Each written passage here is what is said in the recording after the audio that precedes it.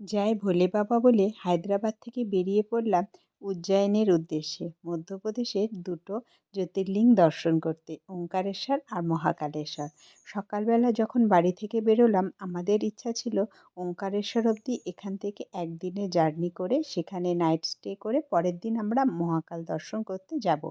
তবে আমরা যা ভেবে বের হই সেটা তো হয় না, রাস্তা যা বলে তাই করতে হয়। রাস্তাতে কিছুটা দূর তেলেঙ্গানা গেলাম, অনেকটা দূর মহারাষ্ট্র, তারপরে এলো মধ্যপ্রদেশ। মধ্যপ্রদেশের রাস্তা ভীষণই খারাপ। মহারাষ্ট্রেরও কিছু কিছু জায়গায় সিঙ্গেল রোড, তাই সেটা পার হয়ে যখন মধ্যপ্রদেশের এন্ট্রি করলাম, আর কিছু দূর যখন যেতে যেতে প্রায় তখন সন্ধে হয়ে এলো। 8টা মতো যখন বাজে তখন আমরা ওঙ্কারেশ্বর থেকে 2.5-3 ঘন্টা দূরত্বে বেহেরানপুর বলে একটি জায়গা আছে, সেখানে ছিলাম। তো আমরা তখন সেখানে রাতটা কাটিয়ে নিলাম। একটি হোটেলে আমরা নাইট স্টে করলাম এবং সকালবেলা আবার বেরিয়ে পড়লাম ওঙ্কারেশ্বরের উদ্দেশ্যে। সেখান থেকে বের হয়ে দেখলাম হোটেল থেকে আরও বেশি, আগের রাস্তার থেকে আরও বেশি অনেকটাই রাস্তা খারাপ। মানে পুরো পাহাড়গুলো কেটে কেটে রাস্তা তৈরি হচ্ছে। এতটাই রাস্তা খারাপ যে গাড়ি যাচ্ছে যখন সেগুলোর ভিডিও তোলাও যায়নি একদমই।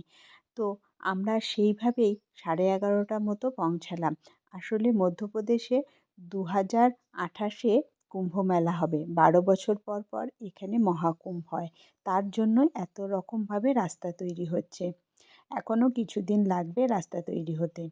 আমরা যখন ওঙ্কারেশ্বরে পৌঁছালাম তখন আমরা দেখলাম, এবং আগে থেকেও জানতাম আমি, নর্মদা নদীকে পার হয়ে ওঙ্কারেশ্বর মন্দিরে যেতে হয়।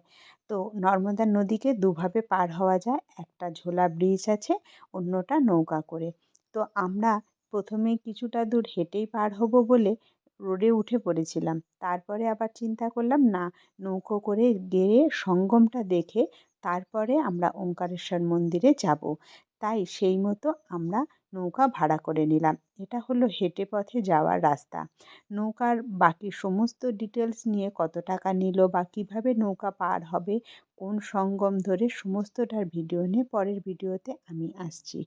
আমার এই সব ভিডিও তোমাদের কেমন লাগে আমাকে কিন্তু জানাতে ভুলো না। আর ভালো লাগলে লাইক আর ফলো করো।